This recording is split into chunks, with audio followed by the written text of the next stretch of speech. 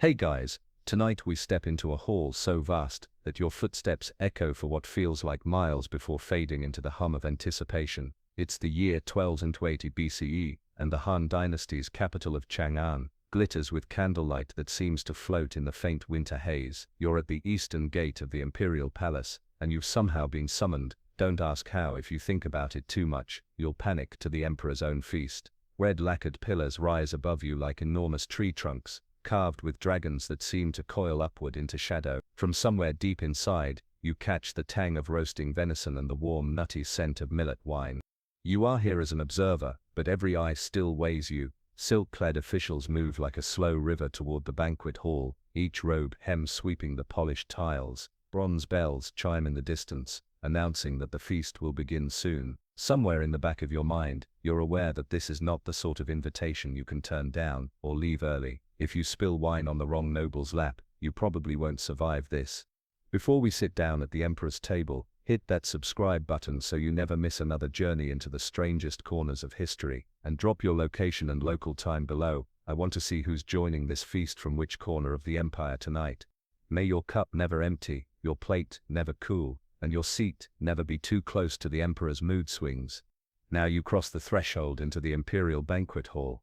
The first thing you notice is the temperature: warm, almost tropical, from braziers hidden behind carved screens. The hall itself is laid out in strict order, a rectangular space with raised platforms along each side, leaving a central aisle wide enough for a dozen servants to walk abreast.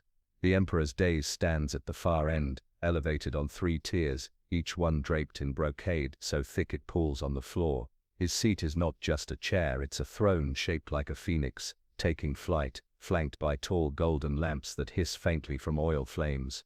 Above, the ceiling beams are painted in a repeating pattern of clouds and cranes, and from them hang silk banners dyed with mineral pigments so vibrant they almost glow. Lanterns made of thinly shaved horn cast a buttery light across low tables set in careful lines. Every tile is polished to a sheen, its lacquer surface inlaid with jade and mother-of-pearl motifs, lotuses, fish, clouds that glimmer when the light hits at the right angle.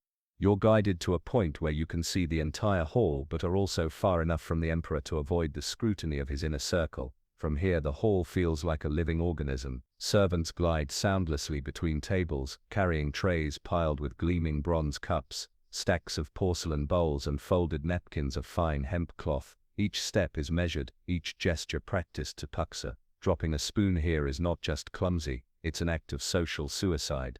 The seating itself tells a silent story. Closest to the emperor sit the highest ministers, foreign ambassadors, and favored generals, their places marked by elaborate cushions embroidered with gold thread. Slightly farther back are lesser nobles and provincial governors, their cushions still ornate, but less ostentatious. Toward the rear, along the long sides of the hall, sit the wealthiest merchants and favored artisans, privileged enough to be here, but firmly reminded of their place. And then there's the middle space, a subtle buffer zone between tiers of power. It's where shifting alliances, rising stars and cautious newcomers sit. You can almost see the calculations being made behind polite smiles, the way eyes glance at the emperor, then down at their cups, then sideways toward rivals. Every seat in this room is a statement, and yours says important enough to be seen, unimportant enough to ignore, which is exactly where you want to be if you like your head attached. Along the walls, dozens of guards stand perfectly still, their armor lacquered in deep red, each holding a spear tipped with polished steel that catches the lantern light. They are here to keep order, but their eyes sweep the crowd with the slow patience of hawks. If a guest overindulges or says the wrong thing, these men will be the first to move. The floor itself is a marvel: stone tiles painted with scenes of mountains and rivers, covered here and there with thick rugs imported along the Silk Road. As you walk, the rugs muffle your steps, but when you cross bare stone, the faint clack of your shoes echoes just enough to remind you how big this room really is. From the far end, the sound of zithers and flutes begins to swell, filling the air with a warm, rippling melody. It's a signal, the emperor is about to enter. Conversation dips to a whisper, and even the servants seem to slow their movements. Then from a side door near the dais, he appears, robed in layers of yellow silk, embroidered with dragons, whose scales are picked out in gold thread. He moves with deliberate slowness, as if time itself bends to his pace. The courtiers nearest him bow so deeply their foreheads almost touch the floor. The emperor takes his seat, the phoenix throne seeming to embrace him. His expression is unreadable. A faint curve at the mouth could be amusement or warning. You can feel the entire room's mood adjusting to match his. A flick of his hand, and the feast will begin. You catch the scent of something richer now, spiced lamb sweetened with cinnamon and honey, its aroma curling through the air like a promise. Somewhere, a servant coughs quietly into his sleeve, another glides forward to refill a cup, the wine sloshing with just the right flourish to make the amber liquid catch the light. Every detail is calculated to impress, to reassure the guests of the emperor's limitless resources. And you realize, this is not just dinner, this is theater, ceremony, politics, and intimidation, all wrapped into a meal. You're about to see and taste how power is served. The feast hasn't even started, and yet the politics are already on the table. Before a single dish is served, the emperor's gaze sweeps across the room, pausing just long enough on certain faces to make others sit a little straighter. Here, the guest list is as important as the menu, maybe more so. You're not just seeing dinner companions, you're looking at a map of the empire's current power structure, laid out in flesh and silk. Closest to the emperor on his right-hand side, sits the chancellor, a man whose silver-streaked beard has been trimmed so precisely it looks drawn with a ruler. His presence here is not surprising. His position practically guarantees him a place of honor. On the emperor's left sits a visiting envoy from the Parthian Empire, resplendent in a deep blue robe, embroidered with gold griffins. The envoy's turban gleams with a polished gemstone large enough to pay for a year's worth of rice for an entire village. He is here to discuss trade routes, but the fact that he's seated so near to the emperor also signals trust, or the desire to create the illusion of it. A little farther down the high table you spot a young general, his lacquered armor polished to a mirror finish. His victories on the frontier have made him the darling of the court, but his placement, just slightly further from the emperor than the Parthian envoy, tells you something. Either the emperor doesn't want him too close, or he's saving that honor for someone else. Either way, the message is subtle but sharp. Military glory will not overshadow imperial authority. Then there are the ministers of finance, agriculture, and rituals, each in their appointed seats. They sit in a descending arc away from the throne, like ripples in a pond, the ones farthest away still important enough to be here but too low in favor to make any real waves tonight. The hierarchy is so meticulously planned that even a half-step change in position could trigger weeks of gossip among the court. Beyond, the political elite are the foreign dignitaries, a mix of traders, allied nobles, and the occasional hostage prince, sent to learn Han customs. Their robes are made of fabrics, not woven in China, their accents thick, their eyes constantly scanning the room as they try to read the unspoken rules. To them this dinner is as much a lesson in power as it is a meal. You catch sight of entertainers seated near the far wall, musicians, poets, and dancers who will rise to perform between courses. They're not here to eat much. Their role is to fill the spaces between bites with art and spectacle, reminding everyone that the emperor's resources extend beyond armies and tax coffers into the realm of beauty itself. And then there's your table. You're surrounded by lower-tier officials, competent, loyal, but not particularly dangerous. They chatter softly about trade disputes and harvest yields, but every few moments, their eyes flick toward the head table. Everyone here knows that this guest list is a chessboard. Some have been invited to honor their service, others to test their loyalty, and a few to watch them squirm. Servants begin circulating with trays of warm, damp cloths for guests to clean their hands. The cloths are scented faintly with chrysanthemum, a subtle luxury that most people in the empire will never experience. You take one, letting the steam rise into your face, the soft fabric a strange comfort in this high-stakes room. As you wipe your hands you realize there's an invisible tension running under the surface. Some guests lean forward in whispered conversations, others keep their eyes down, content to simply survive the evening. A few, like the Parthian envoy, seem utterly at ease, either truly confident or so skilled in deception that they could be drinking in a storm without blinking. One of the chamberlains, a tall man with a voice like a gong, steps into the center of the room and unrolls a scroll. He begins to read aloud the list of honored attendees. This is not for record keeping, it's a performance. Each name is spoken clearly, followed by their title and any recent achievement worth noting. Applause follows some names, polite murmurs, others. When the young general's name is read, the clapping lasts just long enough for the chancellor to glance at him with a smile so thin it could slice paper.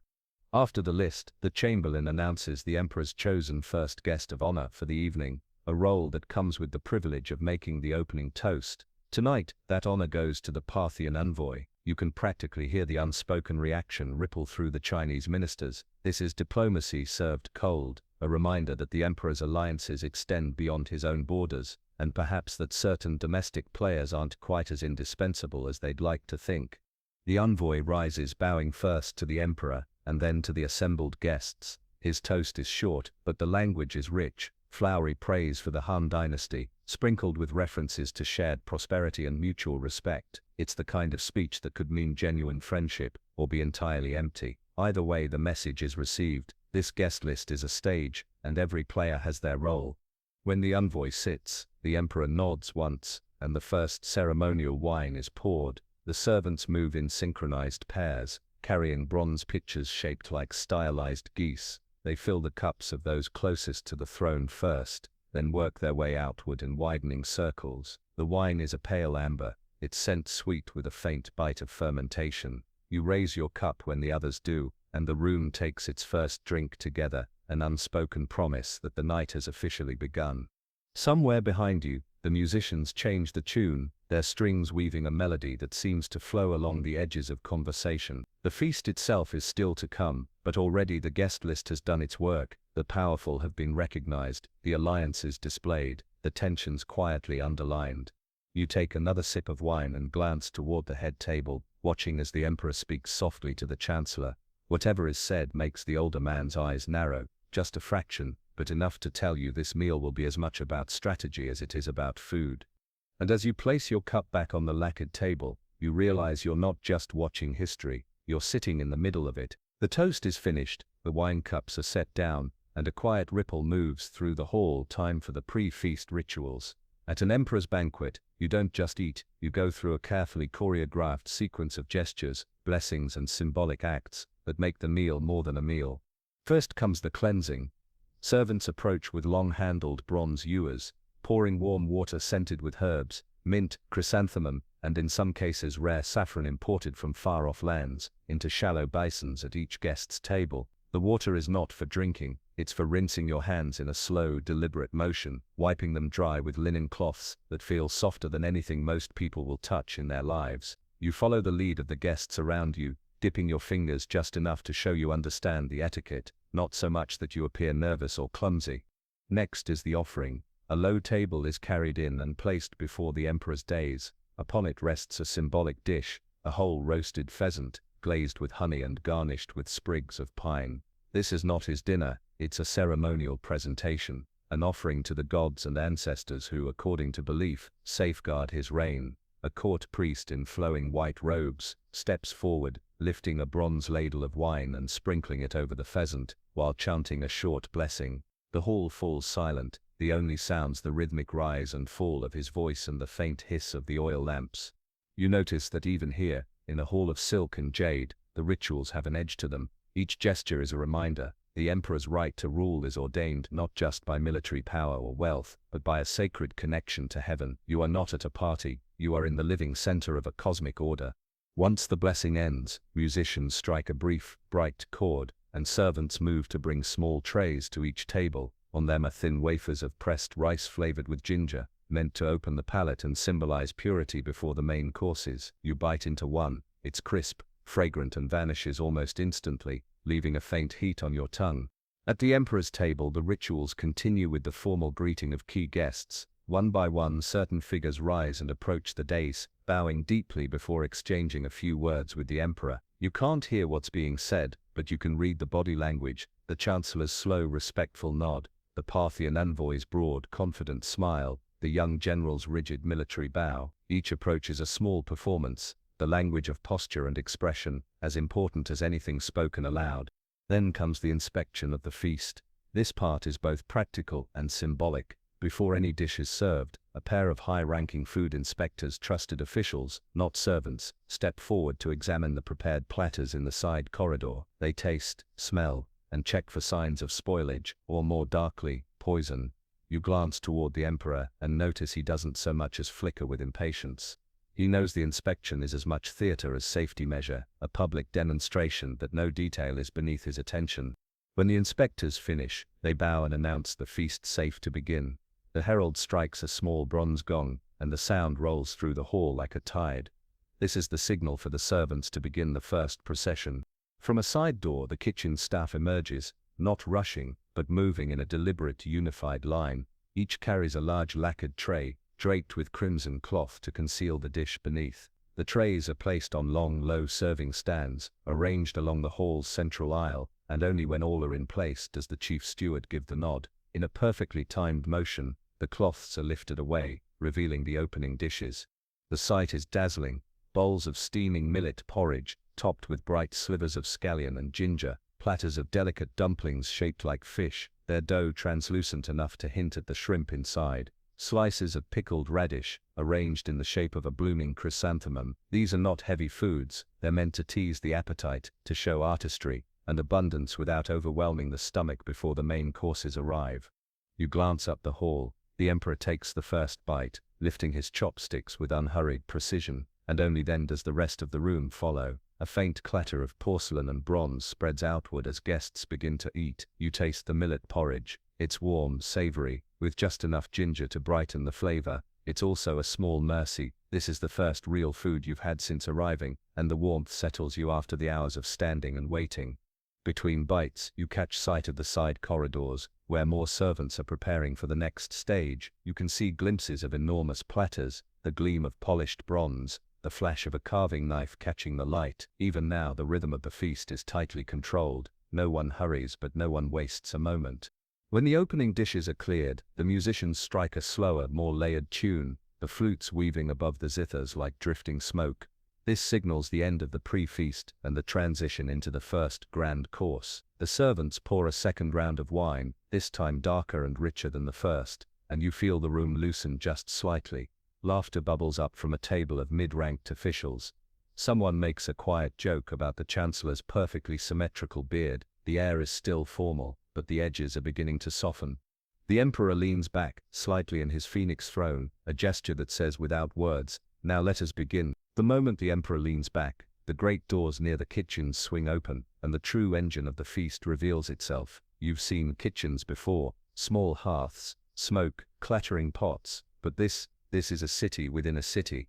Even from your seat, you can feel the wave of heat rolling out, carrying with it a symphony of smells: rich lamb roasted with cumin, duck lacquered with honey, fish steamed with ginger and garlic. Behind those smells is an army of people, each moving in precise formation as if choreographed for the stage.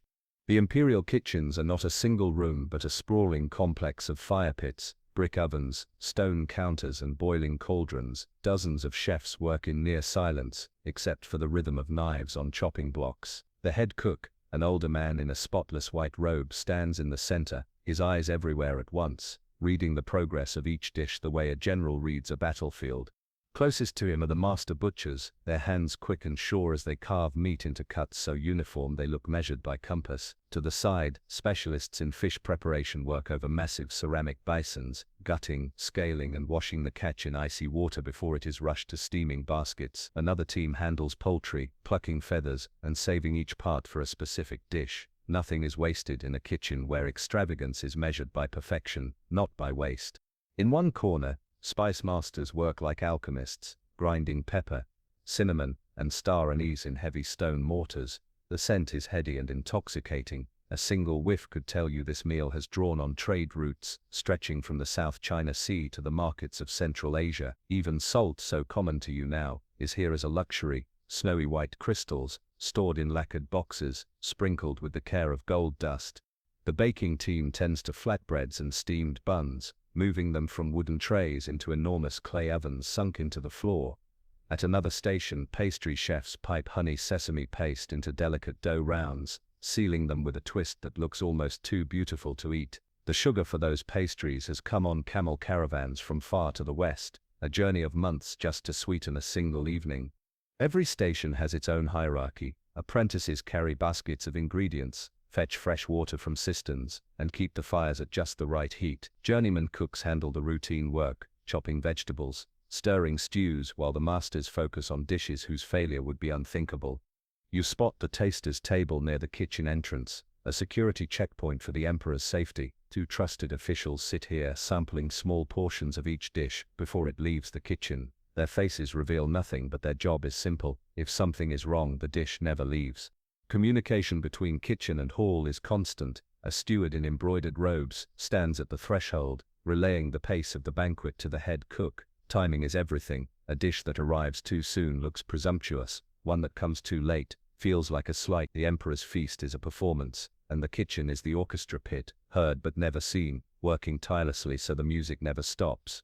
The sheer volume of food is staggering. You see whole pigs slowly turning on spits, their skin brushed with layer after layer of glaze, until it gleams like amber.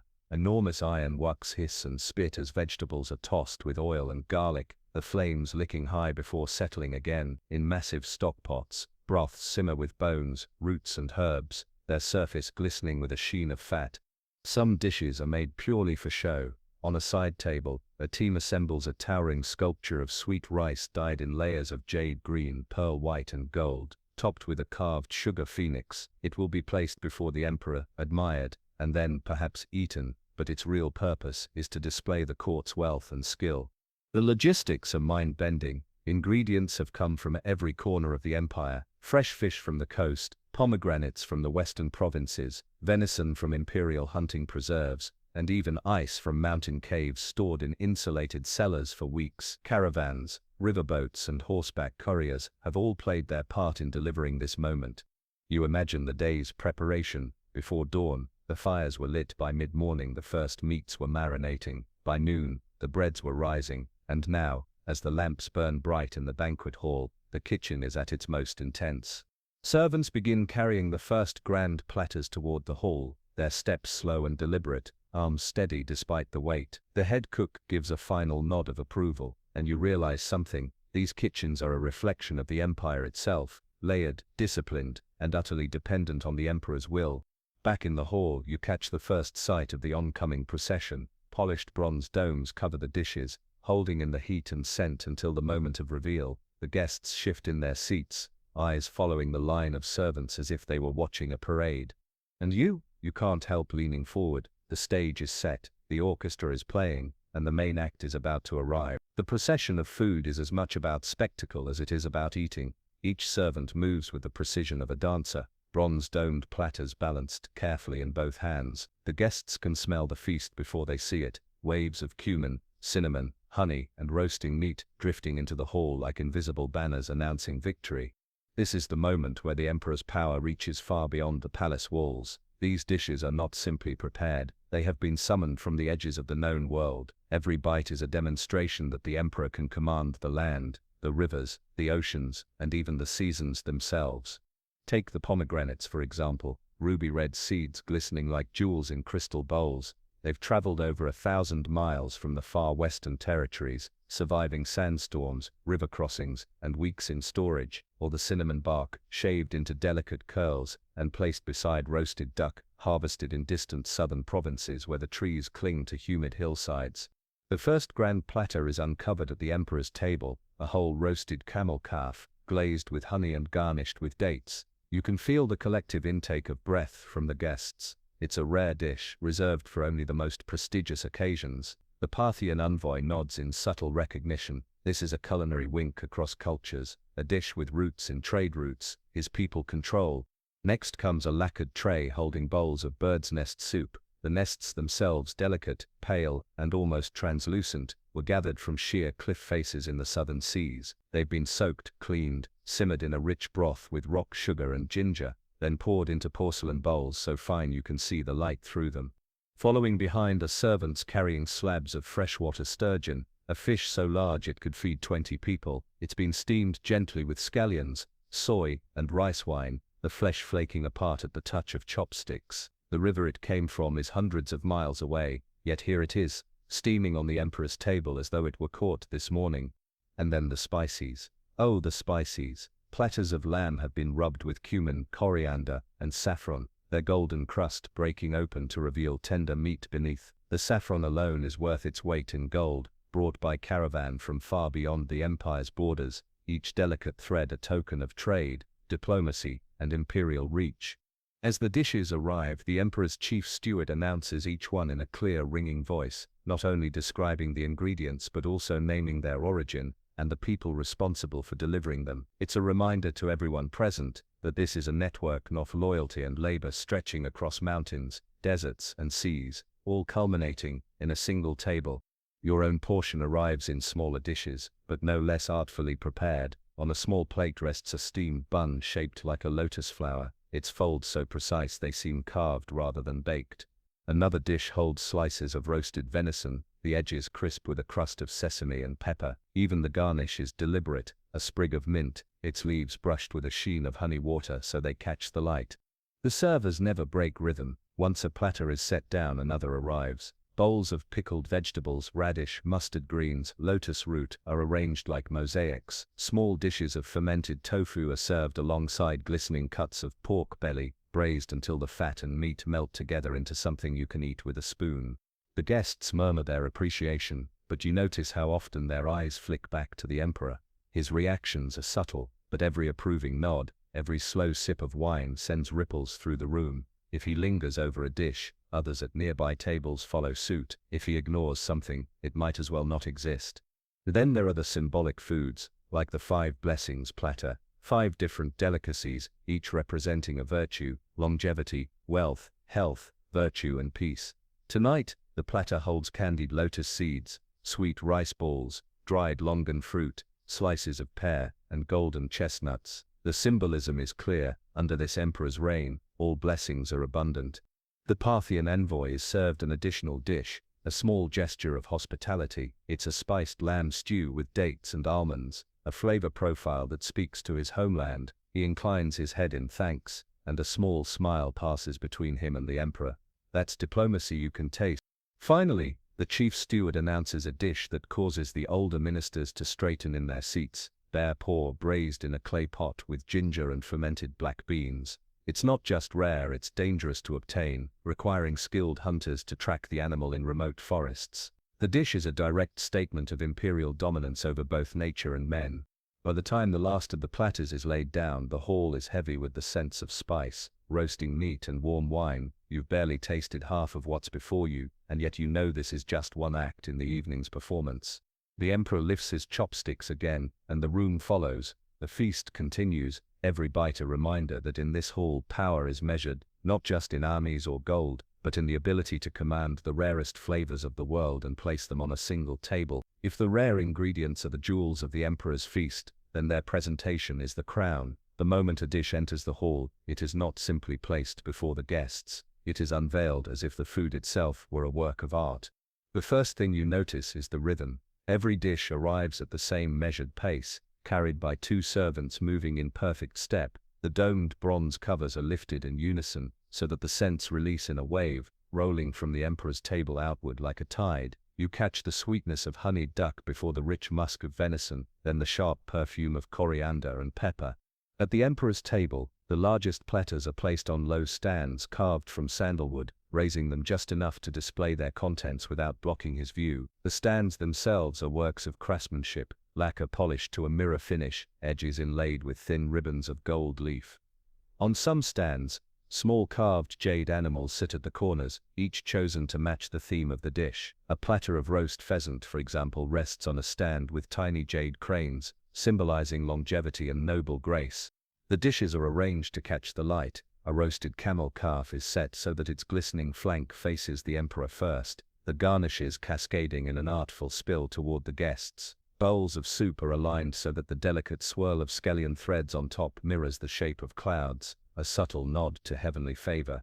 Even the colors are balanced: bright orange carrots paired with deep green spinach, pale lotus root, beside ruby pomegranate seeds. Some dishes arrive with a miniature performance. A platter of steaming fish is brought in under a translucent silk canopy, which 2 attendants lift away in a slow, deliberate motion, letting the steam billow like morning mist over a river. Another course, a sweet rice tower in layers of dyed gold, green and white, is escorted by musicians, playing a short fanfare, turning the dessert into a public celebration. It's not just for beauty, it's for politics. Every choice, the shape of the garnish, the pairing of colors, has meaning. A whole pig presented with an apple in its mouth signals abundance and stability. A dish of 5 colored dumplings represents harmony between the 5 regions of the empire. Even the position of a platter matters. The most elaborate dishes are always angled, so their most decorative side faces the emperor and his most honored guests, a silent reminder of where the center of the world sits. The servants themselves are part of the performance. They are dressed uniformly, dark blue silk tunics, tied with red sashes, but each wears a different embroidered badge on the chest, indicating their kitchen station: a fish, a stalk of grain, a bird, a cooking vessel. This way, if a guest wants more of a certain dish, the proper servant can be summoned instantly.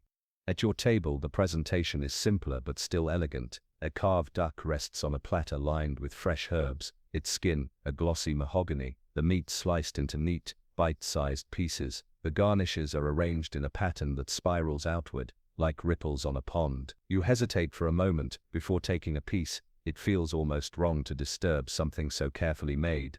The emperor's reactions are subtle, but important. If a dish pleases him, he will nod once, perhaps speak a quiet word to the steward. That dish will be praised openly, perhaps ordered again in the future. If his eyes pass over something without lingering, the message is just as clear. Tonight, you notice, he pauses over the bird's nest soup, lifting the porcelain spoon slowly, tasting it twice before setting it down. The Parthian envoy leans forward to look, as if trying to read the emperor's thoughts. Around the hall, the dishes begin to disappear, lifted away as soon as they're finished, replaced with something new. The presentation never falters. Each replacement feels like a scene change in a play, the table becoming a different stage every few minutes. By the time the sixth or seventh course arrives, you understand that the food's journey from kitchen to table is as carefully staged as the dishes themselves. It's a choreography of power, a reminder that the emperor doesn't just consume the riches of his realm, he curates them, arranging them into a vision of order and beauty for all to see. And as the next course is uncovered, a platter of braised venison surrounded by a ring of candied chestnuts, each one brushed with gold leaf, you realize the truth. Here, every bite is a message. The moment the last of the prelude dishes is cleared, the hall shifts into the first great act of the feast, the opening course designed to set the tone for everything that follows. It is not simply food, it is a signal, a declaration of abundance, and a subtle hint at the political mood of the evening. The first to arrive is a soup, simple at first glance but far from ordinary. The servants bring it in great bronze cauldrons, their handles carved into dragon heads, steam curling up in thin white ribbons. As they ladle it into individual porcelain bowls, the scent of ginger, scallion and pepper fills the air. The broth is clear and golden, enriched with chicken and a touch of rice wine, floating with thin slices of wild mushrooms gathered from imperial hunting reserves. It's warm, soothing and impossible to stop sipping once you begin. The warmth in your stomach is more than physical, it's the soft opening notes of a performance that will crescendo through the night. Alongside the soup come small plates of steamed dumplings, each shaped with intricate folds so delicate they look more sculpted than cooked. They're filled with minced shrimp, bamboo shoots, and chestnut, seasoned with sesame oil and a hint of citrus peel. Their shape is intentional, small, perfect crescents, said to resemble the moon in its waxing phase, symbolizing growth and good fortune. Then come the breads. Soft, steamed buns, shaped like lotus flowers, each petal brushed with a light glaze, so they catch the lantern light. Inside, you find a filling of sweet red bean paste, rich and comforting. In the language of court cuisine, lotus flowers mean purity. Beginning the feast with them is a gentle way of saying the emperor's reign is without stain. The first meats arrive not as grand roasts, but in restrained elegance. Thinly sliced cold beef, marinated in soy and ginger, arranged in tight spirals on lacquered trays. Around them are small dishes of pickled vegetables, lotus root, mustard greens, radish, each cut into exact geometric shapes. These are palate cleansers as much as food, designed to keep the flavors of the meal sharp and distinct.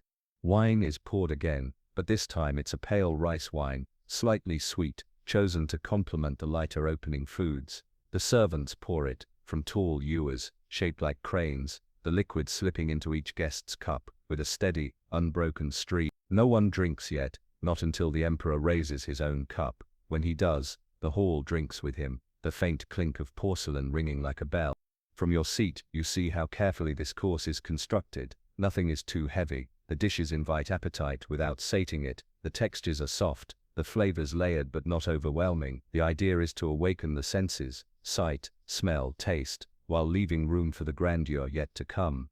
There's also an unspoken politics to these first plates. The ingredients are drawn from many corners of the empire: mushrooms from the north, bamboo from the south, spices from the west, presented together as if to say all lands are under one rule, and their riches serve a single table. It's a message every guest understands, whether they admit it or not. As the first course winds down, the servants begin clearing plates with quiet efficiency. The musicians in the corner shift from soft lingering melodies to something lovelier, the plucked strings of the gurkin, joined by the steady beat of a small drum. It's the audible cue that the meal is moving forward, the way a conductor might raise the tempo for the next movement. You take the last sip of broth, savoring the faint peppery bite, and set your bowl down just as the next wave of servants begins to enter. Through the open doors at the far side of the hall, you glimpse something larger, heavier, and far more dramatic being carried in on polished wooden boards. The light from the oil lamps glints off what looks like a lacquered shield, but no, it's a serving platter, and whatever sits on it is about to change the mood entirely. The first course has done its work. The guests are warmed, relaxed, and leaning forward. The emperor watches, expression calm but eyes sharp, ready to see who is here for the meal, and who is here for the message. The next act of the feast does not creep in quietly. It arrives. 4 servants step into the hall in perfect unison, each gripping the corner of an enormous lacquered board. On it rests the centerpiece meat course, a whole roasted boar, its skin a deep, gleaming mahogany, brushed again and again during roasting with a glaze of honey, soy and rice wine, until it shines like polished wood. The smell hits you before the heat, sweet, smoky and rich enough to make your stomach tighten. The boar is crowned with a wreath of fresh herbs, mint, coriander and scallion, its tusks polished and tipped with gold leaf. Around its body, the cooks have arranged concentric rings of side garnishes, roasted chestnuts, steamed yams and slices of lotus root carved into perfect 5-petaled flowers. The symmetry is deliberate. In courtly symbolism, the circle means unity, the unbroken power of the emperor's rule. It's not the only marvel entering the hall. Close behind, servants carry trays of braised duck, each bird lacquered until its skin looks like glass, garnished with thin curls of orange peel and star anise pods. The scent is sharper than the boar's sweet citrus cut with spice, and it makes the air feel alive. The ducks are arranged on stands shaped like lotus blossoms, so the platter appears to bloom in the middle of the table. From the sea comes another treasure, massive platters of salt-crusted fish, baked whole inside a hardened shell of salt, mixed with egg white and herbs. The crust is cracked open at the emperor's table with small bronze hammers, the sound ringing out like a ceremonial drumbeat. As the crust falls away, steam pours out, carrying the pure, clean aroma of the fish within, its flesh soft and glistening. And then something rarer still, small platters of roasted swan, their long necks curled elegantly, feathers replaced with an intricate garnish of thinly sliced vegetables fanned into wings. In many courts, serving swan is not only a sign of wealth, but a declaration of prestige. These are not birds hunted by commoners, but game reserved exclusively for the ruler's hunt. Every meat course has its own accompanying sauces, and these are no afterthought. Small, lidded porcelain jars arrive filled with thick plum sauce, spiced vinegar, sesame paste, and fermented black bean paste. The servants lift the lids with both hands, letting the aromas escape like opening treasure chests. Even the condiments tell a story: plum for sweetness in rule, vinegar for sharpness in judgment, sesame for nourishment of the people, and black bean paste for the depth of the emperor's wisdom. The Parthian envoy is given a separate dish, lamb ribs rubbed with saffron and cumin, roasted until the fat has turned crisp and golden. He takes the first bite with a nod toward the emperor, a gesture that reads as both gratitude and recognition, an acknowledgement that the emperor has made a place at the table for his tastes as well. At your own table, the servings are smaller but no less beautiful. A single slice of the boar, its juices pooling beneath it, sits beside a mound of yam puree sprinkled with crushed chestnut. You taste the meat, it's tender but firm, smoky with the faint sweetness of the glaze. The yams are soft and earthy, their flavor brightened by the crunch of chestnut. It's a pairing that's as much about contrast as it is about indulgence.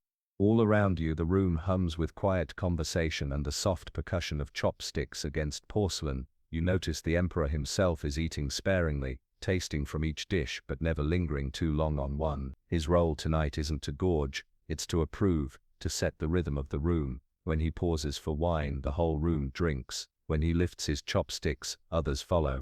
The centerpiece courses also serve a more subtle purpose. By watching which guests take second helpings, and of what, the emperor's stewards can gather information about alliances, personal tastes, even potential weaknesses. In this hall your appetite can speak as loudly as your words. After the meats have been enjoyed, a new procession enters, platters of game birds, quail, pheasant, and partridge, each roasted and then dusted with a fine powder of ground pine nuts and coriander. These are served in pairs, a nod to harmony and partnership, a quiet reminder that the emperor values balance in the empire. The final dish of this course is perhaps the most dramatic: a venison haunch, roasted on the bone, presented upright on a carved wooden stand. The carver, one of the palace's most skilled, slices it so thin that each piece curls slightly as it's laid on the plate. The slices are fanned in a spiral, the meat's deep red center fading to a seared brown edge. By the time the platters are cleared, the hall is warm with both food and wine. The musicians shift again, this time to a steadier beat, a rhythm that feels less like a prelude and more like the steady march of the evening toward its height. You lean back slightly, letting the richness of the course settle. This is no ordinary meal, this is the empire's might, rendered in meat, spice and fire, and you have the sense that what comes next will be just as much about beauty as it is about hunger. The meats have left their mark, rich, heavy, and undeniably imperial, but now the tone shifts. Where the previous course was about dominance and strength, the next one is about refinement, balance and a kind of elegance that only the wealthiest tables can afford. Servants emerge from the side doors again, but this time their trays are lighter, the scents fresher. You see bursts of color long before the dishes reach the emperor's table, bright greens, deep purples, vivid oranges. This is the course of vegetables, fruits and luxury sides, the kind of bounty that proves the empire's reach can deliver freshness even in the dead of winter. The first arrivals are platters of fresh greens, tender shoots of pea vine, blanched just long enough to turn a luminous green, dressed in a light sesame oil glaze. Beside them, bowls of spinach tossed with crushed garlic and toasted pine nuts give off a nutty perfume. The contrast to the heavy meats is immediate. These dishes feel like a cool breeze through the hall. Next come the preserved treasures, pickled lotus root, cut into perfect star-shaped cross-sections, fermented mustard greens with a tang so sharp it makes your mouth water before the first bite, slices of pickled radish dyed a faint rose from beetroot. These are palate cleansers, but they're also luxuries. Pickling and fermenting on this scale requires time, space and labor that only the powerful can spare. The fruits, though, are the true spectacle. In an era without refrigeration, the ability to present fresh fruit at a winter banquet is as loud a statement of power as a gold-plated chariot. Platters of pomegranate halves gleam like bowls of rubies. Figs brought from far western provinces are halved to reveal their honeyed interiors. Oranges from the south are peeled so that the segments remain in the shape of the fruit, their skins carefully reassembled, like puzzle pieces to encase them again. Guests remove the skin, like opening a gift. Grapes, out of season in much of the empire, are served on carved jade dishes, each cluster resting on a bed of crushed ice, brought from mountain icehouses. The ice itself is more expensive than the grapes. It's a whispered reminder that the emperor can command the seasons. Among the sides are dishes that blur the line between savory and sweet, candied chestnuts with a dusting of cinnamon, glazed yams cut into hexagons so exact they look like tiles, thin slices of lotus seed paste, pale and smooth, arranged in overlapping circles like fish scales. Each is designed to please the eye before it ever touches the tongue.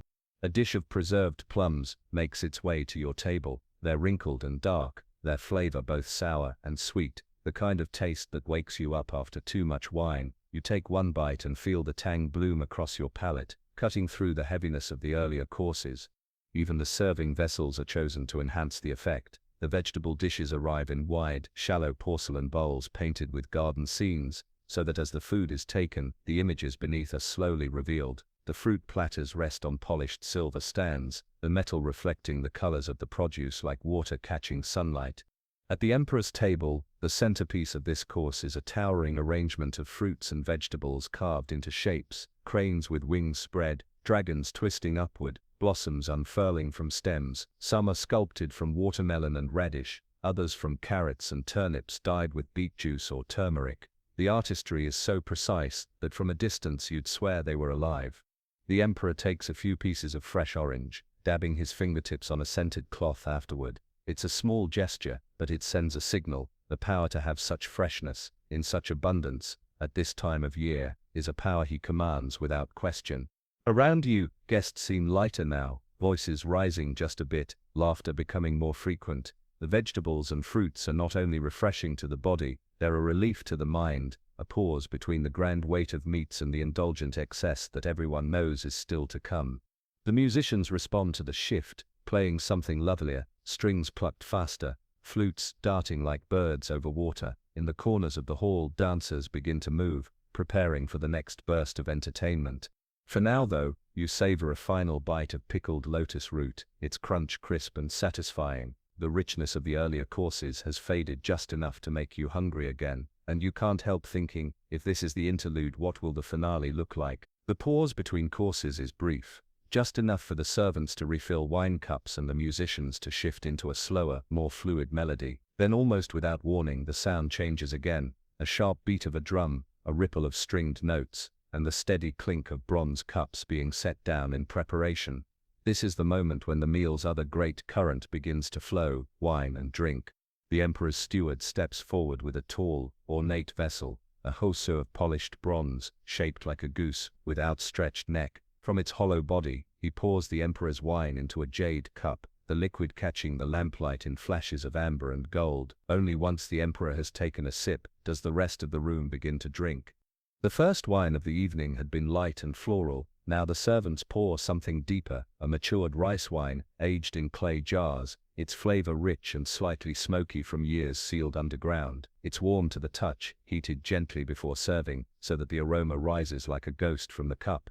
Alongside the rice wine come other drinks, each chosen for particular tables. The Parthian envoy receives a spiced red wine brought by caravan from his own homeland, infused with cinnamon and cloves. Some foreign dignitaries are served fermented mare's milk, a delicacy from the northern steppes that is both sharp and creamy. For a few favored ministers, there is chrysanthemum tea, its floral fragrance a gentle counterpoint to the heavier dishes. The etiquette of drinking here is as intricate as the banquet itself. No one drinks alone. Each sip must be accompanied by a toast, whether whispered to the person beside you or proclaimed to the hall. To refuse a toast is to refuse a bond, and the emperor's eyes miss nothing. Sometimes the wine is offered in a single draught, other times in small measured sips, depending on the relationship between the drinkers. The cups themselves are works of art. At your table you hold a small porcelain cup painted with clouds and cranes. At the emperor's table the vessels are of jade, gold or silver, often in shapes that match the course being served, a fish for a seafood course, a lotus blossom for vegetables, a phoenix for the final toasts of the night. Then come the drinking games, subtle at first. One involves floating a small cup in a shallow dish of water, spinning it so that it points randomly to a guest, who must then improvise a short poem or proverb before drinking. Another requires guessing the number of beans hidden inside a closed hand, the loser taking an extra cup of wine. Laughter ripples through the hall as people play, but the games are more than amusement. They're a way to watch quick thinking, wit and how well each guest holds their liquor. At the emperor's table the toasts are strategic. The chancellor raises his cup to the Parthian envoy, praising the bonds of trade and friendship. The envoy responds with a flowery pledge of loyalty and mutual prosperity. Each exchange is a miniature negotiation, wrapped in the warm glow of alcohol. The wine flows steadily, but never chaotically.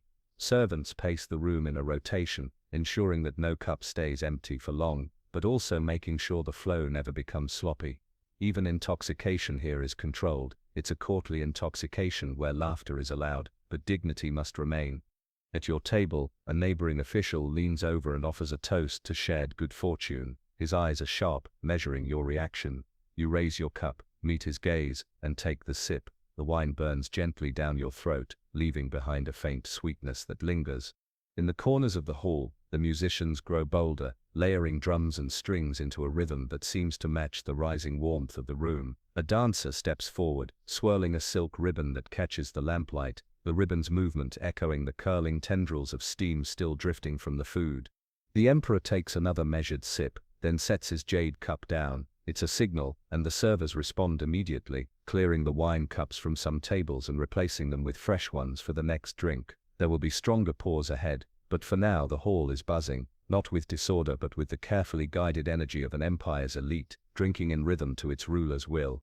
And just when you think the evening's heat can't grow any warmer, the doors at the far end open again, not for food this time, but for the living spectacle that will carry the feast into its next stage. The change in the hall is immediate. The moment the doors at the far end open, the music swells, not the soft strings and flutes of earlier, but something sharper, livelier, with drums rolling like distant thunder. Servants glide to the sides, leaving the central aisle clear. This is not the arrival of another course, it's the arrival of the night's entertainment. The first performers are musicians. 6 women in flowing silk robes, each carrying a different instrument, the piper with its pear-shaped body, the guqin with its long lacquered frame, a pair of flutes carved from polished bamboo, and small handheld drums with red tassels that flick with every beat. They kneel at the center, tuning briefly, then begin to play a weaving melody that moves like water, brightening and fading in turns.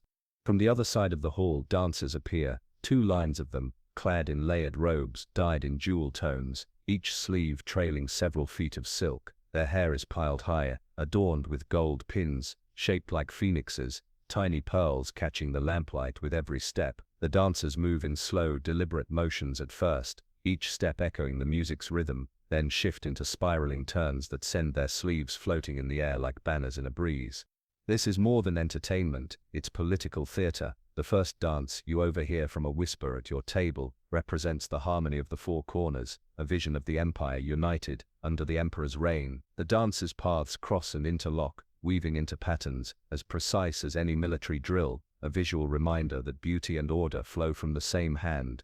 The musicians shift seamlessly into a quicker tempo, and a troupe of acrobats bursts into the hall. They are barefoot, clad in short, close-fitting tunics that allow free movement, their limbs quick and sure as they vault over each other, forming human towers that sway but never topple. One leaps to the top and unfurls a banner bearing the emperor's emblem, a roaring dragon, eliciting a ripple of applause from the crowd.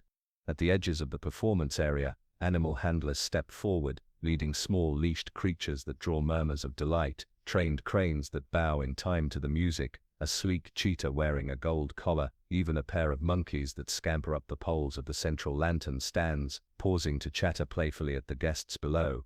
These animals are not here by accident, they're living proof of the emperor's dominion over both the natural and the exotic.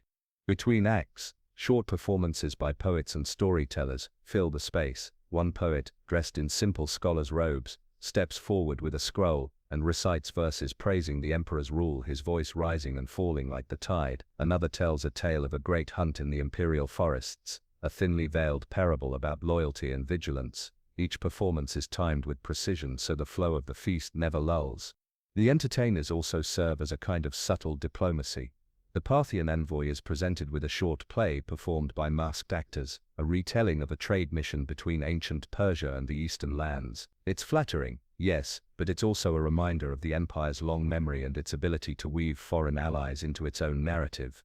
Even from your table far down the hall, you can see how every eye glances at the emperor between acts, gauging his reactions. A faint smile at a dancer's leap, a nod at a poet's well-turned phrase, each tiny gesture carries weight. The performers know it, too. They are here to delight him first, the guests second.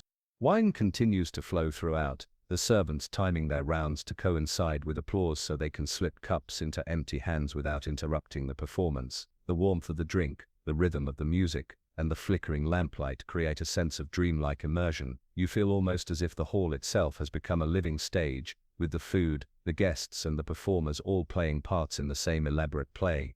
The final act of this entertainment round is a fire dance. 2 performers, bare-armed and quick-footed, spin poles tipped with flaming cloth, their movements so swift the fire traces glowing arcs in the air. The heat brushes your face even from this distance, and the crowd breaks into murmurs of awe. The performance ends with both dancers dropping to one knee and striking the poles into the floor, the flames hissing out in a puff of smoke.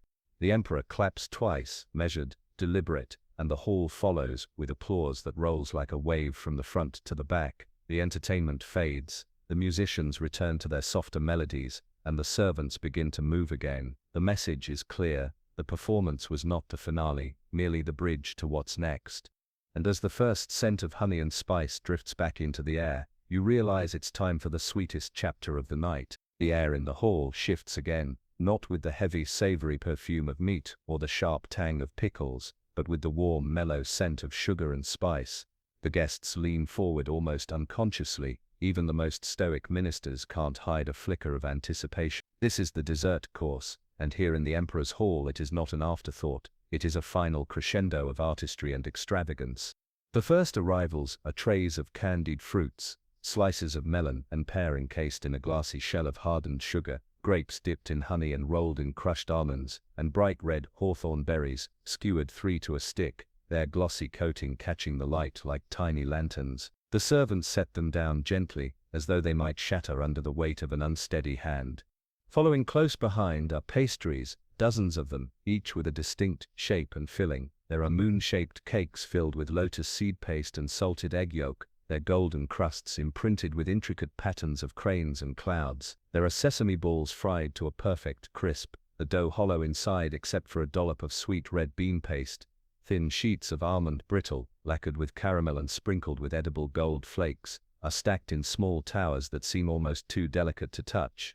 A sweet rice pudding arrives next, served in wide bronze bowls lined with fresh banana leaves. The rice is dyed in soft shades, pale green from pandan leaf, yellow from saffron, white from coconut milk, layered like the stripes of a flag. Its surface is sprinkled with dried rose petals and crushed pistachios, filling the air with a floral scent. You take a spoonful, it's warm, creamy and fragrant, the flavors mingling with the faint nuttiness of the rice.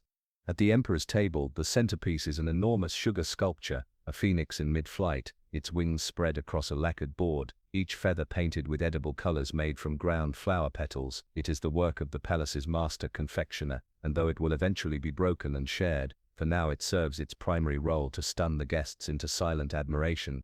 Small bowls of sweet soups are placed at each setting, clear amber-hued broths infused with rock sugar, goji berries, and snow fungus, believed to be good for health and beauty. Another version contains tangyon glutinous rice balls stuffed with sesame paste, floating in ginger syrup. The first sip sends warmth all the way to your fingertips.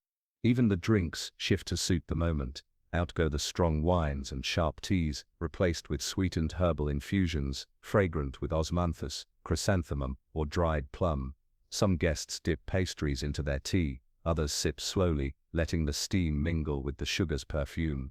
Around the hall, the atmosphere softens. Laughter is freer now, conversations looser, even the Emperor seems more relaxed, taking his time with a slice of almond cake, occasionally exchanging quiet words with the Chancellor at his side. For the first time all night, the focus is not on maneuvering or display, but on simple enjoyment, at least on the surface.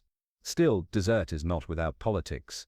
Certain delicacies are served to specific tables, a quiet nod to status or favor. At your table, a plate of preserved apricots appears, sweet, tangy, and unmistakably rare this far from their growing region. The meaning is subtle but clear. Someone here has caught the Emperor's notice, or at least the favor of his stewards. The final sweet is both playful and theatrical. Servants carry in small bronze braziers with hot coals, setting them in the center of select tables. Over them they roast skewers of candied chestnuts, turning them until the sugar blisters and caramelizes, sending curls of smoke scented with nut and molasses into the air. Guests lean in, catching the warmth and inhaling the scent before taking a bite that cracks, melts and dissolves all at once. By the time the last plates are cleared, the hall smells of honey, fruit and faintly charred sugar. It's a scent that will cling to your clothes long after you leave, and yet you can sense that the night is far from over. There is still one more layer to peel back, one more display of imperial might to be made. The sweet aftertaste lingers on your tongue as you glance toward the Emperor's table, wondering if the next act will be as gentle as this one, or if the balance will swing once more toward power and spectacle. With the final sweets cleared away, the servants do not immediately bring in new dishes. Instead, a smaller, quieter procession enters carrying not food but the vessels and tools that have held it all. In the Emperor's feast, the tableware is as much a estant as the courses themselves, and now is the moment when that statement becomes impossible to miss. From your place down the hall, you can see the gleam of metal and the soft shine of porcelain. The most prestigious pieces are brought forward first, great golden platters engraved with dragons and phoenixes, their surfaces polished so bright they reflect the oil lamps like tiny suns. These held the centerpiece dishes for the Emperor, and they are handled like sacred relics, lifted by gloved hands, wrapped in silk and carried away under guard. Then there is the jade, smooth, cool and so finely carved you can almost see light passing through it, cups shaped like lotus blossoms, their petals curling outward just enough to meet the lips. Shallow bowls with rims carved in the shape of waves, as if the food within floated on a calm sea. Some pieces are inlaid with gold filigree, the patterns so fine you have to tilt them to catch the detail.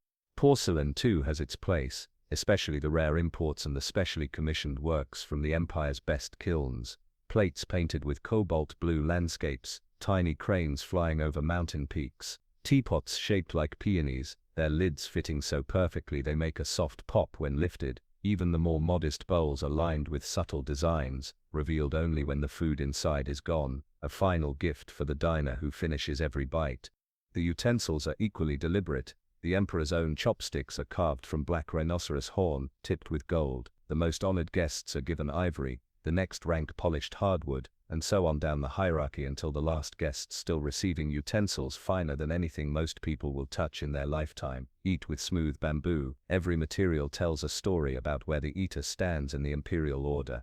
At the emperor's table, even the wine ewers are art. One is shaped like a crouching tiger, the spout emerging from its open mouth, another like a swan, with wings outstretched. The handles are carved into coils of serpents or dragons, creatures chosen for their symbolism as much as their beauty. Some vessels are purely ceremonial, never touched by food. Tall, slender vases of pure gold stand at either side of the emperor's seat, etched with scenes of past victories. Small incense burners shaped like mountains send curls of fragrant smoke drifting upward, as if reminding everyone that even during a feast, the heavens are watching. From where you sit, you notice how every table's vessels match in material and style, but the quality varies subtly. A low-ranking official's wine cup might be plain porcelain, while the cup of a favored general is the same shape but rimmed in silver. The differences are enough to be noticed, but not enough to invite open complaint. Even the trays the servants carry are coordinated, black lacquer with mother-of-pearl inlay for the emperor's dishes, plain polished wood for the rest. The serving cloths are silk for the high tables, fine hemp for the lower. It's a quiet hierarchy that you can read as easily as a map, if you know where to look. And everyone here does know where to look. That's the point. The vessels themselves are part of the emperor's performance, a visual ledger of who matters most, and by how much. In a court where status can shift overnight, tonight's tableware is a snapshot of the current balance of power. As the last of the gold and jade disappears behind the screens, the hall feels subtly different. Without the glittering dishes and cups, the tables seem almost bare, the visual splendor replaced by the steady glow of oil lamps and the murmur of voices. But you know it's not over. If the emperor has been counting favors and debts all night, the next stage is when he will decide how to use them. Somewhere beyond the inner screens you hear the low rumble of drums beginning again, slower this time, more deliberate. The next course will not be about feeding the stomach, but feeding the emperor's image, one final time before the night draws to its close. The drums grow louder, each beat echoing through the beams overhead, and a subtle shift runs through the hall. Guests straighten in their seats, conversations quiet, and eyes turn toward the emperor's dais. This next stage is not about food, it's about power. Feasting in an imperial court has always been more than a matter of taste. Every dish, every toast, every seat at the table is a tool, and the emperor wields them the way a general wields an army. Tonight has already displayed abundance and elegance. Now comes the real work, turning that abundance into influence. The emperor rises slightly from his seat, one hand resting on the carved arm of the phoenix throne. He does not speak loudly, but in the vast silence, every word carries. He begins with praise for the evening's harmony, thanking guests from distant lands for their presence. He names the Parthian envoy first, a deliberate gesture that acknowledges their shared trade routes. The envoy bows low, murmuring his gratitude. Then the emperor turns to his own ministers, naming victories in governance, a record harvest, a reduction in bandit raids along the northern frontier, the opening of a new stretch of road in the western provinces. Each mention is accompanied by a nod to the official responsible, who rises, bows and returns to his seat, wearing the faint smile of one whose standing has just been reinforced.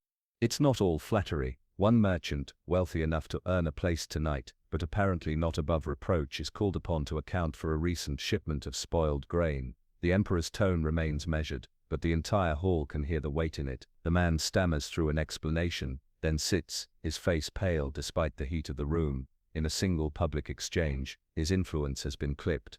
Gifts are presented next, each more symbolic than practical. The Parthian envoy offers a saddle of gilded leather, said to have come from the finest horseman in his king's service. A provincial governor presents bolts of silk, dyed in rare mineral blues, so deep they seem to drink the light. The emperor accepts each with the same composed nod, but everyone here knows that the real gift has already been given, the chance to present it in this hall at all. Sometimes the emperor's gestures are subtler. A cup of wine poured by his own hand for the young general is a clear signal of favor. The chancellor's cup is left to be filled by a servant, a small but noticeable omission. Even the order in which the toasts are returned tells a story.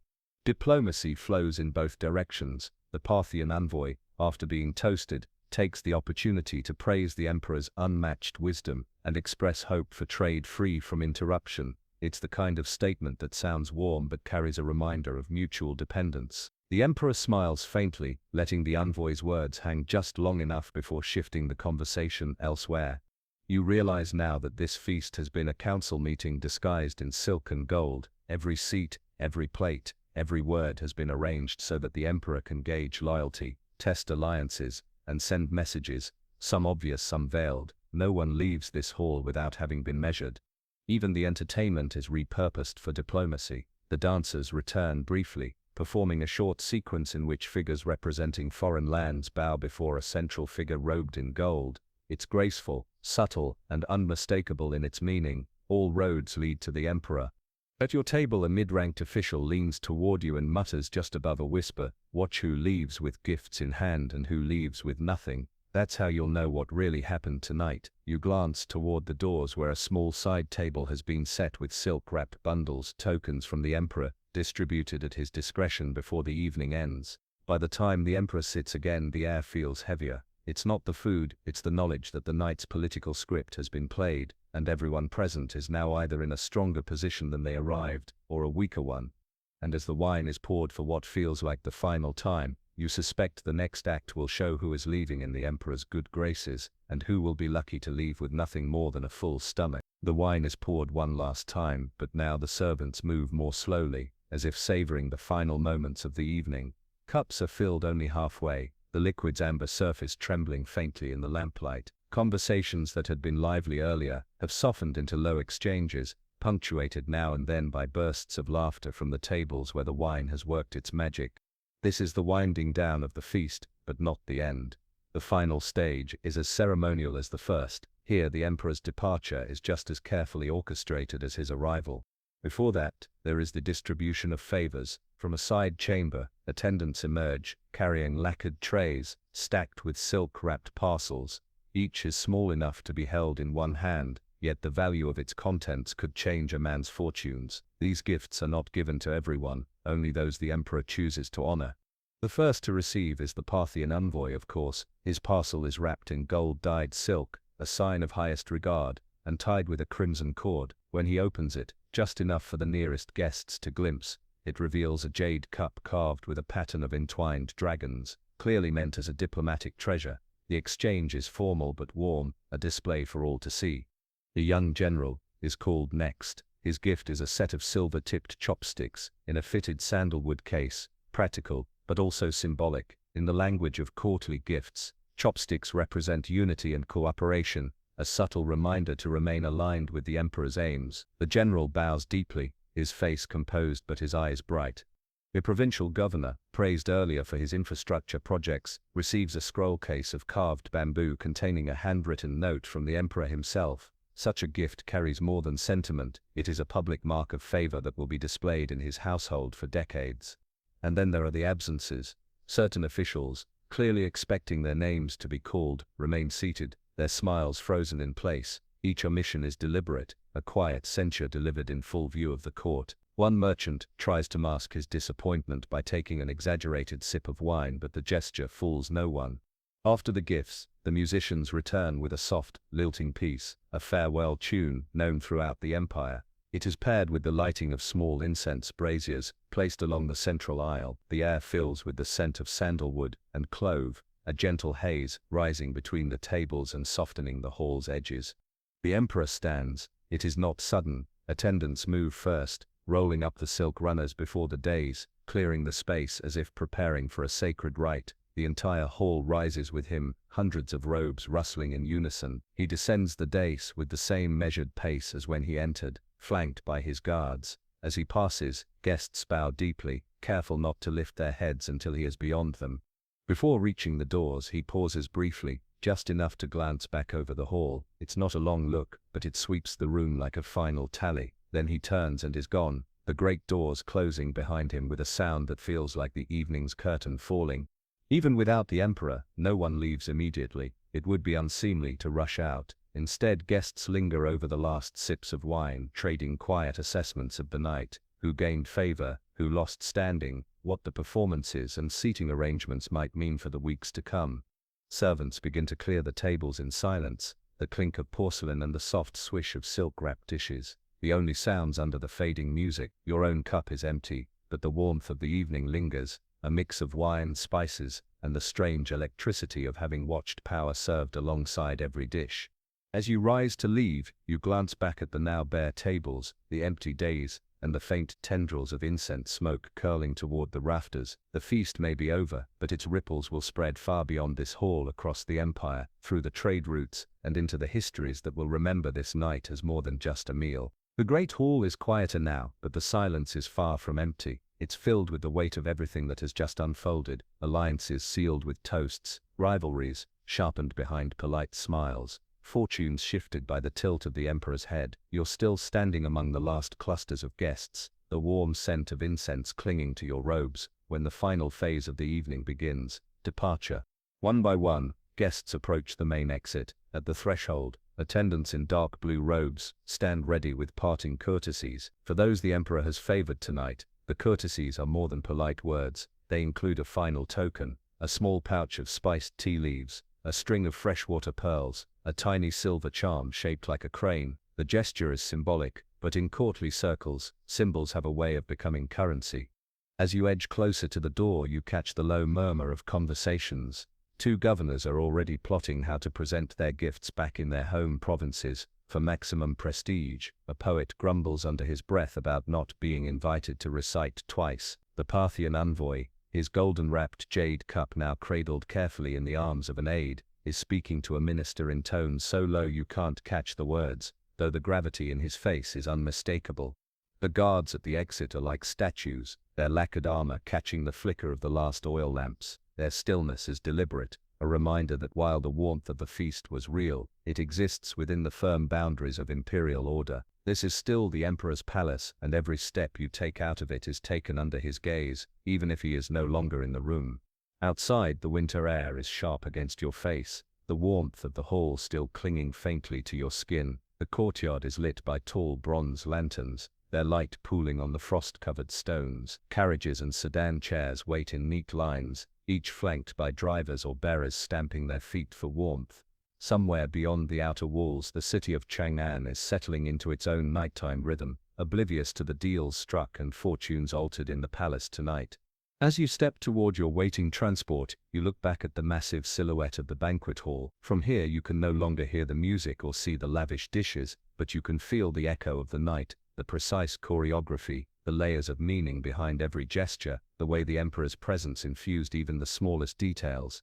You realize now that the feast was never just about dining in splendor. It was a living map of the empire, its wealth displayed in rare ingredients, its unity shown in dishes from every province, its hierarchy etched into tableware and seating, its politics played out in toasts and gifts. For those who know how to read it, the emperor's table is as revealing as any council chamber or battlefield.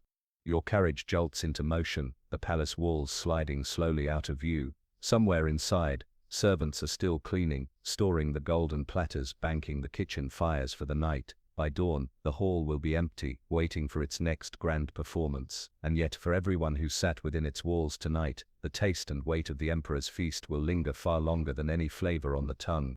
The night air carries the faint scent of roasted meat and sandalwood smoke. As the palace disappears behind you, you exhale, realizing you've just witnessed not only a display of imperial luxury, but a masterclass in the art of rule, where splendor is a weapon, and the banquet table is a throne in disguise. The noise of the banquet fades now, like the last embers in a great fire slowly dimming. The voices that filled the hall have quieted, the instruments have been set aside, and the scents of spiced wine and roasted meat dissolve into the night air. In your mind the images linger, the gleam of gold on a jade cup, the swirl of silk sleeves in the dancer's hands, the perfect